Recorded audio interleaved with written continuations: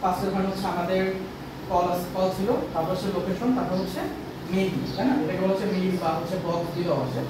আপনাকে মেইল থেকে সার্চ দেন পেয়ে যাবেন, এই চলে আসে।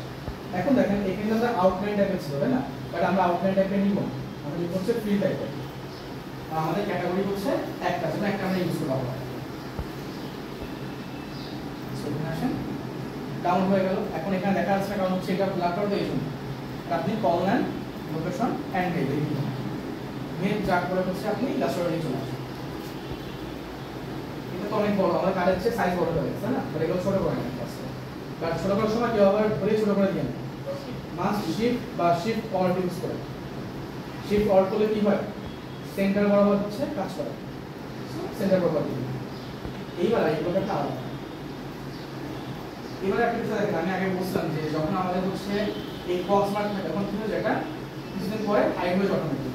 সো ধরে আপনি ফার্স্ট এটা কি করবেন, ইমবেড করবেন। করার পরে এবার হচ্ছে আমাদের কালার চেঞ্জ করতে হবে না? খেয়াল করেন এখানে কালার চেঞ্জ করা আছে, কালার চেঞ্জ করা আছে, এটা কালো না, এটা হচ্ছে এই ব্র্যান্ডের কালার। সো আমাদের কালার চেঞ্জ করতে হবে। বাট একটা বিষয়, আমাদের এইভাবে কালার চেঞ্জ হবে না। যদি আমরা এখানে নিয়ে আসি এটাকে, খেয়াল করেন আমি যদি কালার চেঞ্জ করতে চাই, এটাকে বললাম এন্ড করার পরে কালার চেঞ্জ কালার আসছে, এবং এটা কালার চেঞ্জ হবে না, কারণ এটা একটা ভেক্টর অবস্থা আছে বা ইনজেক্টর আছে। সো এটাকে আপনাকে এখন একটা নরমাল লেয়ারে কনভার্ট করতে হবে। কিভাবে করতে হবে জানেন? ফার্স্ট আপনাকে এটা এক্সপান্ডের দরকার নাই। ফার্স্ট আপনি সিলেক্ট করেন, দেন ইমেজ স্টার্ট, দেন হচ্ছে default, and then expand, and then হচ্ছে আনডু। দেন এইবার এই যে হোয়াইট ভ্যালু ডিলিট করেন, যেগুলো আপনার প্রয়োজন নাই সেগুলোকে ডিলিট করেন।